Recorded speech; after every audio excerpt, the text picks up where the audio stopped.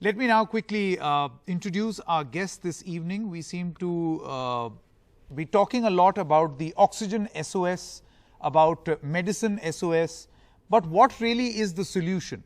Many people who are directly associated in being the solutions people, those who can offer suggestions and solutions to the government, some of them are now joining us. I would like to introduce Mr. Sunil Khurana. He is a member of the FICCI COVID Task Force and the CEO and MD of BPL Medical Technologies Private Limited.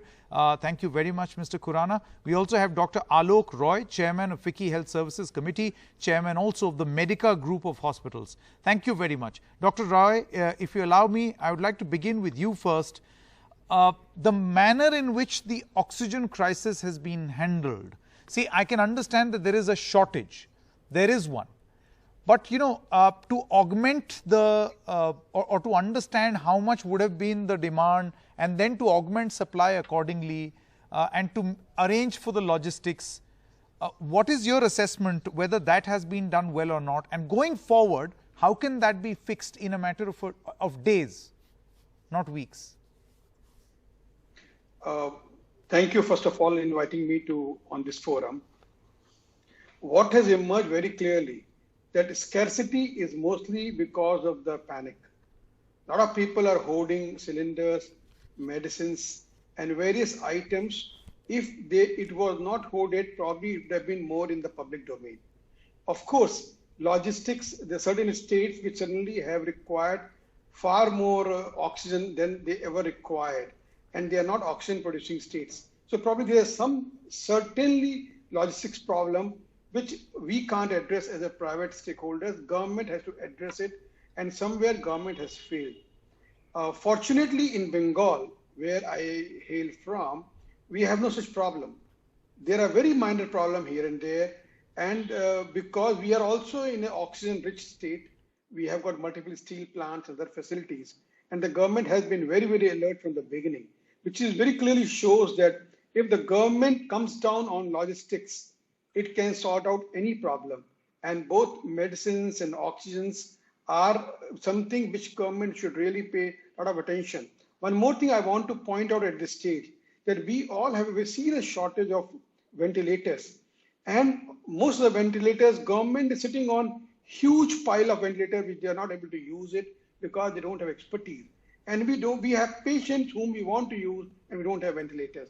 So if government can unlock those ventilators and give it to us, if government can send the doctors who are in final years or nurses who are in final year, send them to us. And if the government can really stop people panicking and stop black marketing, we all will have enough to survive in this pandemic. Okay. Okay, Mr. Khanna, I want to come to you now. A lot has been said about, equipments, medical equipment like oxygen concentrators, all of foreign aid coming in from outside. I want to know from you, obviously in a crisis-like situation, it's very important where you have this material or this device available quickly. But, in the long term, what do you propose perhaps in tune with the Atmanirbhar also, that we increase and ramp up the need for these equipments. Maybe if we don't need them, then we can start exporting them for countries that may need it. Sure. Thank you, Sanket, and thanks for inviting me. In my view, oxygen concentrator is a very, very unique, very good device, which should be an item of a household. And if you look at China and other countries, they consume on an average 10 times more than us. We were consuming only 45,000 a year.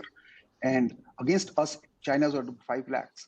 If at all we were doing the same, there was no issue. I believe that it is going to become a household item. It's a simple plug and play device. You just plug and start using it. Anybody who has a compromised lungs or some kind of breathing issues must have it. So all the senior citizens or someone beyond 65, you must have one at home. Short term is that we have to import a lot because the critical components here are zeolite and compressor, and we are importing it from outside, and we will start manufacturing, and probably in about 6 weeks time, the manufacturing ramp up is going to become very big. We have partnered, we have given our license, technology license to BEL, the same company who did 35,000 ventilators in the last pandemic time, which is about 10 months back. And they have a very strong infrastructure, and I'm confident that using our technology, they can ramp it up. But In the short term, it has to be all imported from outside. And all right. All right. Thank you very much, Dr. Roy, as well as Mr. Khurana, for joining us. I think there were some interesting points that Mr. Roy made on how, if a government wants, they can arrange and manage this better, just like it has happened in West Bengal, as he just mentioned. But we must remember that West Bengal is an oxygen-rich state, unlike, say, a Delhi, which is not. And that's why this crisis is happening.